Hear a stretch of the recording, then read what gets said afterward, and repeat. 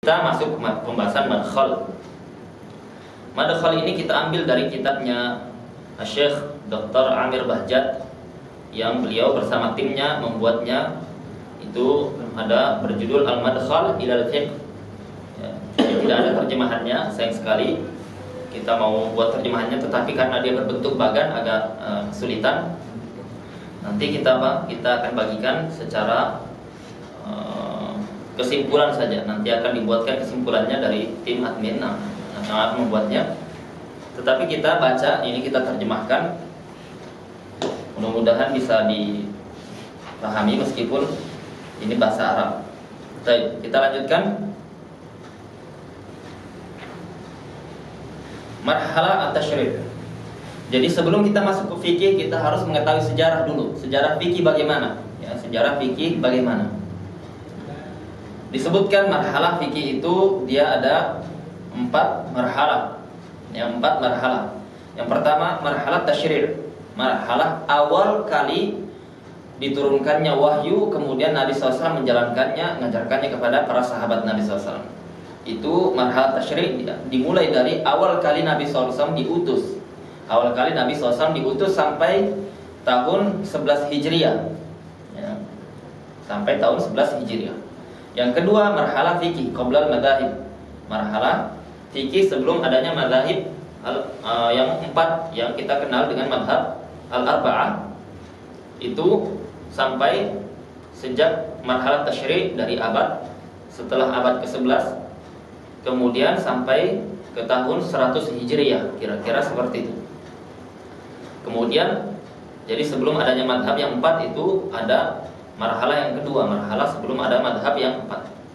Marhalah yang ketiga adalah madhab fikih setelah adanya madhab yang 4 ini ya, setelah adanya madhab fikih yang 4 ini ya, sampai ke abad ke-13. Abad ke-13.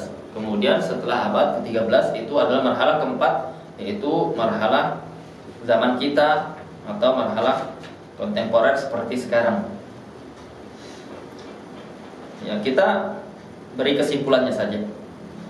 Bahwasanya di marhalah pertama itu Nabi sallallahu alaihi wasallam ketika awal diutus, beliau mengajarkan yang pertama kali adalah pembahasan seputar masalah pondasi akidah ya.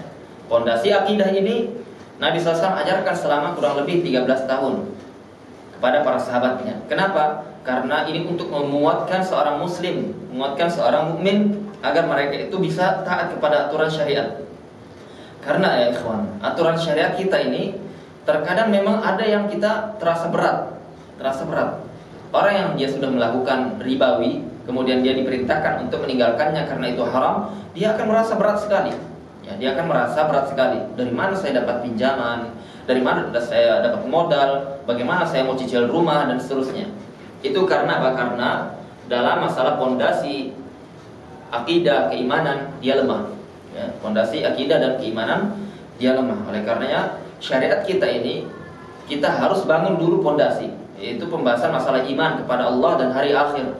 Kalau kita tidak beriman kepada Allah dan hari akhir secara iman yang benar-benar, maka kita tidak akan bisa mampu untuk mengamalkan syariat kita secara maksimal karena berat ya. Muslimah misalkan, kaum muslimah yang mereka diperintahkan untuk menjaga, menutup aurat ketika keluar rumah ya. Dan ini tidak mudah. Dia akan mendapatkan cemoohan, dia akan dikucilkan, atau dia akan dianggap terbelakang, atau dia dikucilkan, diejek dan seterusnya ya. Bahkan keluarga terdekatnya, bahkan orang tuanya ya. Dan ini tidak mudah.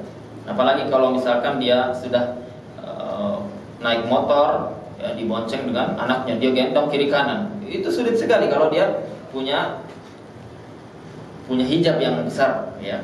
Karena itu butuh keimanan. Oleh karena butuh takwa. Harus kita kuatkan pondasi karena ini adalah syariat Allah Subhanahu wa taala. Siapa yang menjalankan syariat Allah Subhanahu wa taala, maka Allah akan berikan dia kehidupan yang baik. Allah Subhanahu wa taala berfirman, "Man 'amila shalihan min dzakarin aw untha wa huwa mu'min, falanuhyiyannahu hayatan thayyibah wa lanajziyannahum bi ahsani ma kanu ya'malun." Allah mengatakan siapapun beramal amalan soleh. Amalan soleh adalah amalan yang sesuai dengan syariat Allah dan tuntunan Nabi SAW yang dia ikhlas. Wa huwa mu'min, dan dia beriman. Ya, dia beramal dan dia beriman. Dia memiliki keimanan bahwasanya saya mengamalkan amalan soleh ini untuk saya bertemu Allah di akhirat kelak, untuk saya mendapatkan balasan Allah di akhirat kelak. Dia beriman bahwasanya ini syariat Allah Subhanahu wa taala. Dia beriman bahwasanya tidak seorang pun yang dia berjuang untuk agama Allah yang dia disia-siakan oleh Allah Subhanahu wa taala. Maka syaratnya dua ini. Dia harus mengamalkan amalan soleh dan dia beriman. Wa huwa mu'min. Apa kata Allah? Falanuhyiyannahu hayatan thayyibah. Maka kami akan berikan mereka kehidupan yang baik. Ya Allah. Janji dari Allah Subhanahu wa taala pasti. Allah Subhanahu wa taala yukhliful mi'ad, tidak akan mendustakan janjinya, tidak akan melanggar janjinya. Allah Subhanahu wa taala pasti memberikan janjinya. Barang siapa yang mengamalkan agama Allah, dia beramal dengan amalan yang soleh, kemudian dia beriman kepada Allah, maka dia akan mendapatkan kehidupan yang baik. Kehidupan yang baik itu di dunia maupun di akhirat. Di dunia dia tidak akan diberikan rasa khawatir, tidak akan diberikan rasa takut. Ya, di akhirat pun dia tidak akan diberikan rasa takut, khawatir terhadap keburukan atau mudarat yang akan menimpanya. Di dunia pun seperti itu. Maka dia akan diberikan kehidupan yang baik, yaitu ketenangan hati. Yaitu ketenangan hati ketika di dunia, dan di akhirat akan diberikan ridha Allah Subhanahu wa taala dan maghfirah Allah Subhanahu wa taala. Ya, seorang dia tidak mendapatkan ketenangan hati, dia tidak akan bisa bahagia selama di dunia. Allah Subhanahu wa taala memberikan seseorang kebahagiaan lewat apa? Lewat ketenangan hati. Allah Subhanahu wa taala memanggil orang-orang yang kelak akan dipanggil, yaitu orang-orang nafsul mutmainnah, yang hatinya tenang. Ya ayyatuhan nafsul mutmainnah, wahai para jiwa yang tenang, irji'i, kembalilah ila rabbik radiyatan mardiyah, kembalilah kepada Rabbmu dalam keadaan ridha dan diberikan keridhaan, ya. Dan masuklah ke dalam surgaku, fadkhuli fi ibadi, masuklah bagian dari hamba-hambaku, wadkhuli jannati, dan masuklah ke dalam surgaku. Semoga Allah Subhanahu wa taala menjadikan kita orang yang masuk surga Allah Subhanahu wa taala. Kita mengatakan bahwasanya seorang yang dia beriman dan beramal soleh, dia akan mendapatkan kebaikan di dunia dan di akhirat. Kemudian Allah melanjutkan, walanajziyannahum bi ahsani ma kanu ya'malun. Dan Allah akan memberikan jaza, balasan bi ahsan, dengan sesuatu yang lebih baik dari apa yang mereka amalkan di dunia. Ya. Bayangkan ini, kita diberikan balasan dengan sesuatu yang lebih baik dari apa yang kita amalkan. Ya, kalau kita pikir, ya, seseorang yang dia beramal, dia sholat tidak pernah perai, dia sholat sunnah ratusan rakaat, dia baca Al-Quran sampai dia itu tidak sanggup, dia qiyamul lail sampai dia pecah-pecah kakinya, dia puasa sampai dia kelaparan. Orang yang seperti itu, sekuat apapun dia beramal, dia tidak akan bisa menggantikan atau membayar surga Allah Subhanahu wa taala dengan amalannya. Tidak bisa diganti. Surga terlalu tinggi untuk kita gantikan hanya dengan amalan kita yang sedikit. Kemudian yang sedikit itu belum tentu kita ikhlas, yang kita sedikit itu belum tentu diterima. Maka kita katakan tidak bisa ditukar surga dengan amalan kita. Tetapi Allah Subhanahu wa taala dengan rahmatnya, dan ini Masya Allah, rahmat Allah sangat luas. Rahmat Allah sangat luar biasa terhadap kita. Karena Allah Subhanahu wa taala menjadikan amalan kita yang sedikit itu berbuah dengan sesuatu yang tinggi, sesuatu yang besar. Allah Subhanahu wa taala menjanjikan sesuatu yang sedikit tetapi pahalanya luar biasa. Ya, oleh karena kita bersyukur, kita harus bersyukur dengan syukur yang sesungguhnya kita memiliki Allah Subhanahu wa taala yang rahmatnya melampaui ghadabnya, melampaui murkanya.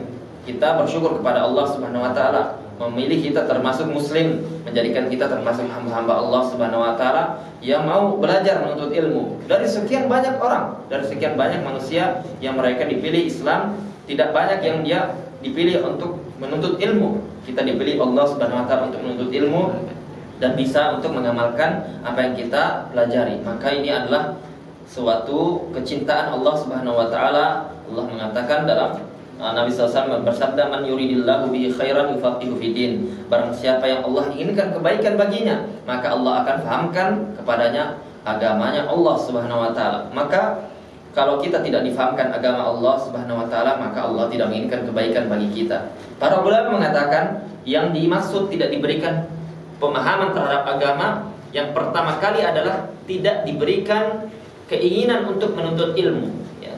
Tidak diberikan dalam hatinya keinginan untuk belajar, untuk mendalami agama, untuk mempelajari syariat Allah. Ketika tidak ada rasa itu di hati kita, di jiwa kita, maka kita harus banyak-banyak beristighfar, taubat kepada Allah. Karena apa? Karena itu buah dosa kita. Allah memberikan kita ganjaran seperti itu. Tidak dijadikan hati kita ini ingin mempelajari agama Allah Subhanahu wa taala.